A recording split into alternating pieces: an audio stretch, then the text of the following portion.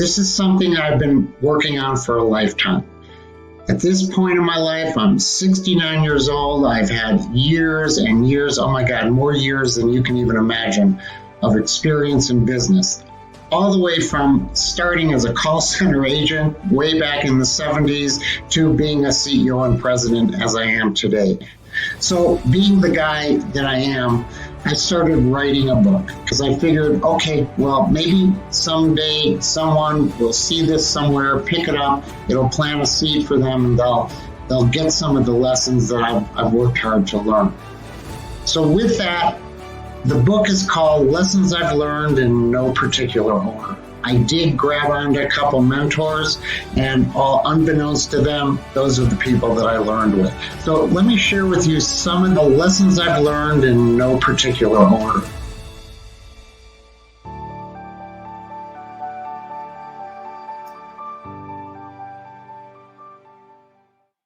Hey everybody, it's Steve. How are you doing? It's middle of November and I'm in Colorado and our office is in Cheyenne, Wyoming.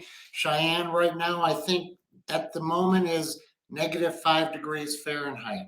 We have snow everywhere. I just came back from a great trip to our offices in Morocco, in Romania, and I came back to a snowstorm. So interesting life I'm living, and that's why the lessons that I've learned have been in no particular order. You know, I noticed in the introduction that it says that the book I'm doing is Lessons I've Learned in No Particular Order, and that is true. But I will tell you this, it's really the life that I've lived. And as life progressed, as for all of us, we pick up things as we go, and it's kind of an interesting thing. We go to a prescribed learning when we're in school, and we pick up an organized way of learning things. But from the time we get into the working world, it's really a matter of applying it. And when we apply it, it's a whole different thing. And then we have to learn the lessons of how do I apply all of this information that I have. And then oftentimes you'll get new information too. So today it's talking about how to manage retention of employees during moments of crisis. And you know, I don't know if we should have said moments of crisis, because I think on any given day, to some great degree, you have to manage your universe in the same way. And so let me kind of talk through my own life's experience and some of the perspectives I have today. And I hope that you're not waiting for little secrets, because I'm not sure there are. I think more it's a matter of oftentimes what I would call common sense. So think about this.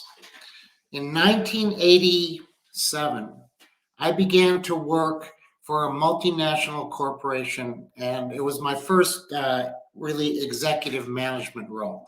And the company was really intensely looking at how do you manage retention, just like they did now. So if you think about it, at that moment in time, that was the most important thing they were thinking about. You know, there was a financial crisis that had happened at that point. So businesses were impacted. This was a huge corporation, and one that, by the way, every year as the winter came on, they let go of up to 5,000 employees and then re-picked up employees in the springtime.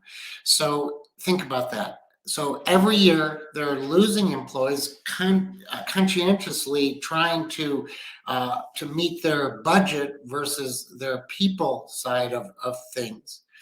And at the same time, we were talking about managing retention in moments of crisis. So I want to read to you, because I went back and I found some information about what they were talking about at the time and teaching us as executives and managers, and that we were passing through our organization. The first thing they said was you have to have good benefits. The second thing was you have to recognize people. The third thing was you want to promote from within. When you can, promote from within. And then be flexible about the way that you're managing your business. And then the last thing was to motivate and engage. So at that time, there was a program I'm sure you're all aware of it called Six Sigma that came out of General Electric and Jack Welch, and it today is still used constantly. And it was really a program to engage all of the staff within any size organization so that everyone became a part of the solution. And so ideas, creation of creative groups, what was big. And at the company I was at, we introduced a program called TQA, the Quality Advantage. It was somewhat similar to Six Sigma. It was our slant on it, and I became a corporate trainer for that. And really, at the end of it all, these were the things that seemed to be important to our employees. So these things that I just read to you were important to us. Now, I want to share with you something that I looked at today when I was looking at some of the most important things that we can do today in 2022 in terms of ways to retain employees. So I found this great article, and it was 5 powerful ways to retain employees in 2022. And the first one was offer benefits that employees cite a lack of. So they want better benefits, and this is one of the top reasons why people leave a job is because of benefits. It said, recognize hard work, never take your employees for granted, provide flexibility. Now, I'm not done yet, but those 3, are they familiar to you? Because those were 3 of the 5 that I just mentioned that we looked at in 1987. Allow for growth opportunities. Many business owners know that it's a best practice to promote from within. 1987, we said promote from within. And then the last thing in 2022 is motivate and engage your employees. So here we had it written, motivate and engage. So what do you make of that? We've had all sorts of named generations, A, B, C, D, X, Y, O, and Z, next gen, you name it, we have it. And so every generation has a little different nuance or a subtlety about how they prefer to engage. And they come from different learning backgrounds. And nonetheless, in 40 years, nothing has changed. Now, the change may be in how you present this information. But listen, here's the lesson I have learned. How you present information is best done with less consideration for which generation I'm talking to. Because let me tell you, when I'm talking to a group of employees, they're from different parts of the world. They're different age groups, thus different generations. And they're all in the same virtual room together. And now we're trying to drive interest in the business, passion, excellence, and a desire for our staff to stay with the company, go with us through the good times, and really be prepared when we have rough times too. So what I've learned is that whether it's good benefits or recognition, promoting from within, being flexible and motivating and engaging, and all of those obviously are clearly almost common sense. It's really important to just be human. Be who you are and give the most original self you can give in terms of how you present who you are, what you are, and why you are. Explain with transparency the reasons that you're needing to do things, and encourage people to feel connected in their life to what they're doing within the environment that they're doing it in. And listen, certainly, are there certain things you can do in this virtual world to engage? Well, let me tell you, at our company, at NobleBiz or Nobel, what we do is we have wonderful diversity campaigns from our HR group that comes out with different regional, cultural, country type recognitions of this is what is going today. For example, today we all know in our company that in Morocco it's their day of independence, and we've learned that they became independent from France in 1956. So that's important. It's important to let people know throughout the company that we're interested in who you are and how you are. And at the same time, the message from the company, it doesn't really change that much, as long as it's an honest message. And I have found that transparency is really a key to it. So when I truly examine what I want to share with the groups and what I don't, there's very little in terms of what I don't. Most everything I want to share is real, it's honest, and it's presented in an open and genuine way, so that the people I'm talking to and I'm connecting as a human to those people carefully and conscientiously, they're getting the same view of the business that I am getting. Listen, I just spent time, as I said, in Romania and in our Bucharest group. This is our client support group. And this is the group that, after all the hard work it takes to bring a client to us, and it's a mission critical product and service that we're offering to contact centers. It's technology and its services. It's really critical. That this is the group that does what I call the 99%, meaning the rest of the life of the relationship. And we met and we had lunch together, and we were talking. And what I did is I just kind of explained, what the company's about and why we do what we do and where they fit into not just our ecosystem, which is sort of a sterile word, but into our needs, and why the criticality of what they do is 99% of what our clients depend upon. And it was honest and it was direct. And by the way, there are moments of crisis with our clients. And in those moments, we don't plan on that moment per se, but everybody understands that they're in a situation that they want to give their best all the time. And it was great to be with them. And so it's important to still, even though we're virtual, find ways to be with them, whether it's diversity education and connectivity about the regions and the places they live. And by the way, some people call these things gamification. Again, it's a sterile word. Be human, okay? Be human. Now, we do things like gamification, so we'll have team building exercises where we've hired an outside company to come in, and all of our staff all over the world breaks out into teams, and they're learning and competing and having a really fun time. We're not gaming them.